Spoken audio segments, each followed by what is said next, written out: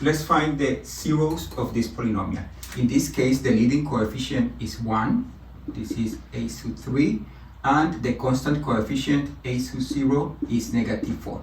Then we know that if we have a rational root, which is written in the form p over q, then the p must be a factor of negative 4. Possible factors of negative 4 are plus or minus 4, plus or minus 2, and plus or minus 1.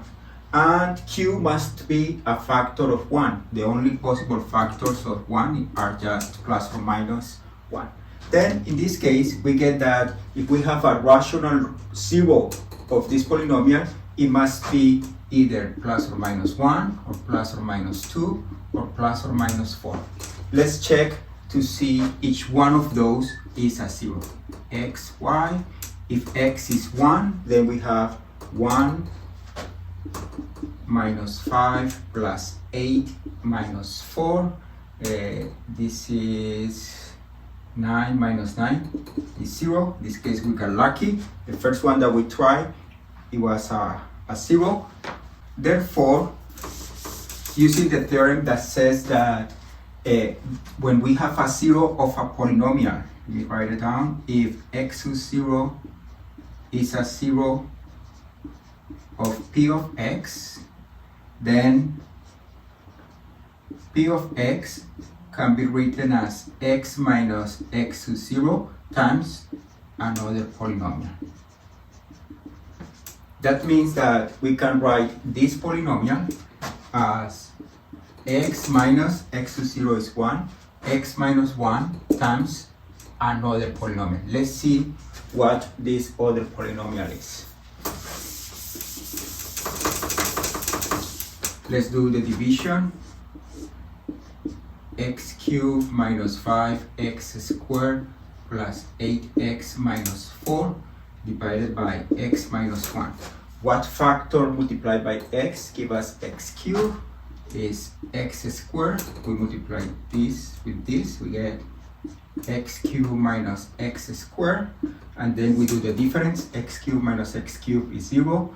Negative 5x squared minus negative x squared is negative 4x squared plus 8x minus 4. What multiplied by x give us negative 4x squared? And the answer is negative 4x. Let's do the product. We get negative 4x squared plus 4x. We do the difference. Negative 4 minus negative 4 is 0. 8 minus 4x is just 4x minus 4. And then we continue. What multiplied with x give us a 4x? The answer is a 4. And then we multiply 4 with x minus 1 and we get 4x minus 4. And as expected, this is equal to 0. And therefore, that means that this polynomial can be written as x minus 1 times x squared minus 4x plus 4. Then, if we want to solve the equation p of x equals 0, we notice that we have a product of two factors equals 0. And when that happened, the product is equal to 0 if each one of the factors is 0. X minus 1 equals 0.